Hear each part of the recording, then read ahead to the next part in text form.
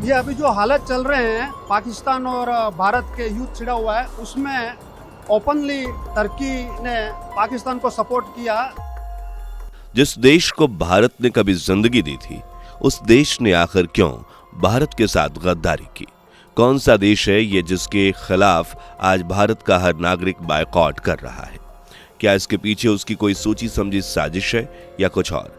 जानेंगे इन सभी सवालों के जवाब आज की इस बेहतरीन वीडियो में, तो बने रहे वीडियो के लास्ट तक हमारे साथ। वीडियो में आगे बढ़ें उससे पहले अगर आप एक सच्चे हिंदू हैं तो सब्सक्राइब करें फैक्ट मंत्रा चैनल को और बेल नोटिफिकेशन को ऑल पर लगाएं ताकि कोई भी वीडियो मिस ना हो। हाल ही में पाकिस्तान और भारत के बीच हुए वॉर को देखते हुए हर कोई ये बात अच्छे से समझ गया होगा कि भारत वो देश है जो किसी को भी घुटने पर ला सकता है। लेकिन भारत की एक खासियत यह है कि वो कभी पहल नहीं करता जब तक सामने वाला उसे मजबूर ना करे। इसलिए जब पाकिस्तान ने भारत पर पीठ पीछे वॉर किया तो भारत चुप नहीं बैठा, बल्कि उसने पाकिस्तान को ऑपरेशन सिंदूर मिशन से यह बता दिया कि वह क्या चीज है।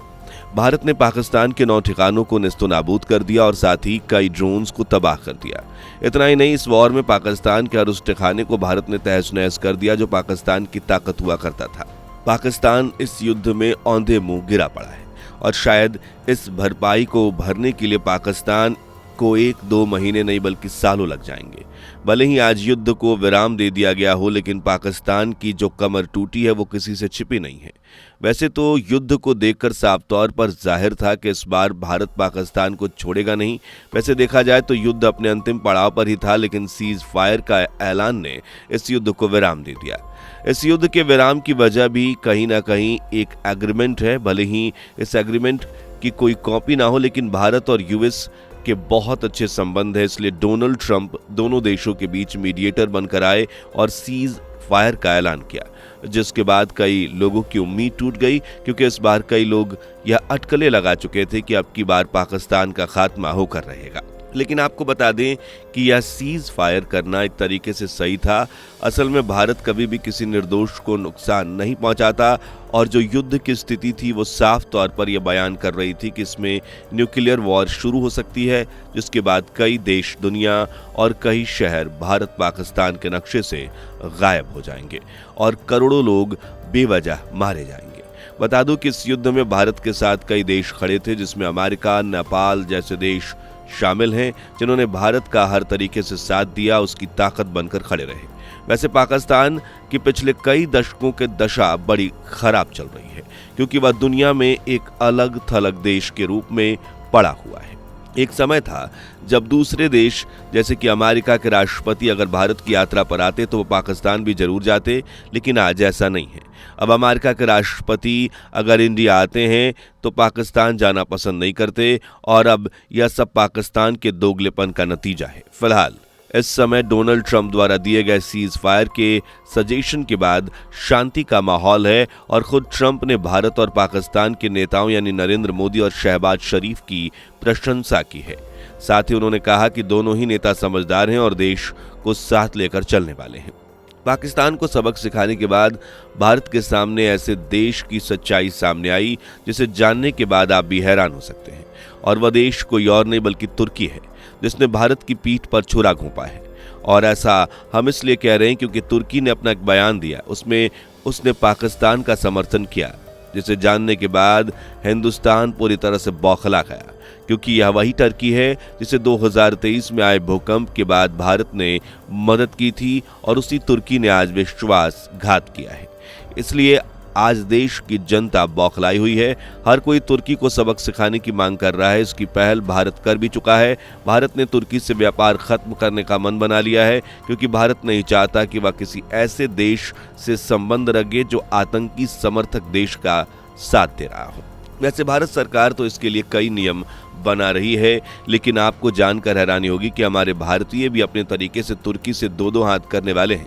यानी कि भारतीय लोग पहली बार सीधे तुर्की के दिल पर वार करेंगे।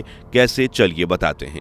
इस बार देश की सरकार के साथ आम नागरिक ने एकजुट होकर एक बड़ा फैसला लिया है।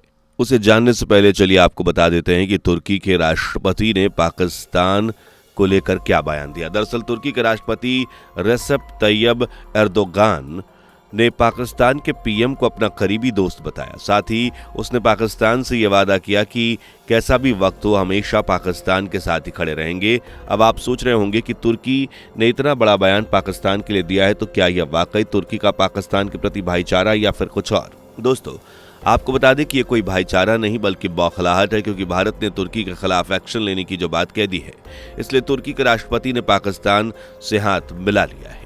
जब पाकिस्तान द्वारा भारत में ड्रोन भेजे गए तब उन्हें भारत ने नेस्तो नाबूद कर दिया। बता दें कि ये ड्रोन पाकिस्तान को तुर्की ने दिए थे।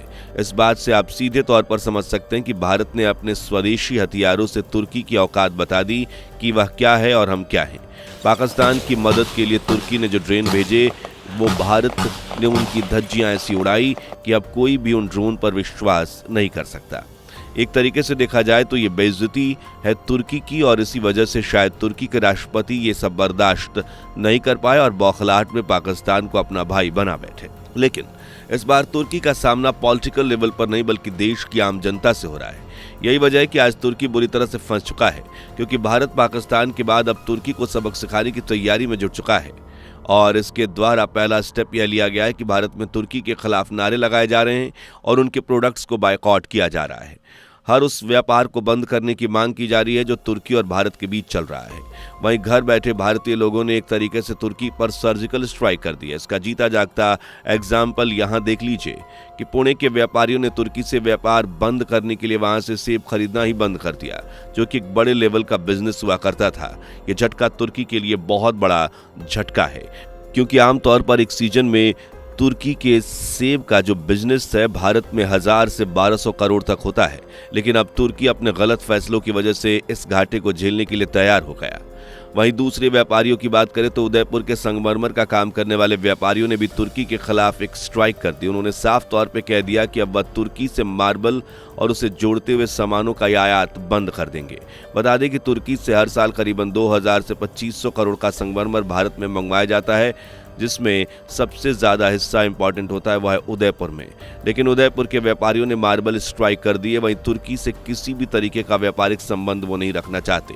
भारत द्वारा किए गए बड़े फैसले के चलते तुर्की की कमर भी पाकिस्तान की तरह टूटती नजर आ रही है। लेकिन दोस्तों, अभी तो ये पहली झांकी है, मथुरा काशी अभी बाकी है, क्योंकि इन चीजों के बारे में हमने आपसे जिक्र किया वो तो केवल एक ट्रेलर था, क्योंकि इसके अलावा तुर्की में टूरिज्म भारत की वजह से फल फूल रहा है।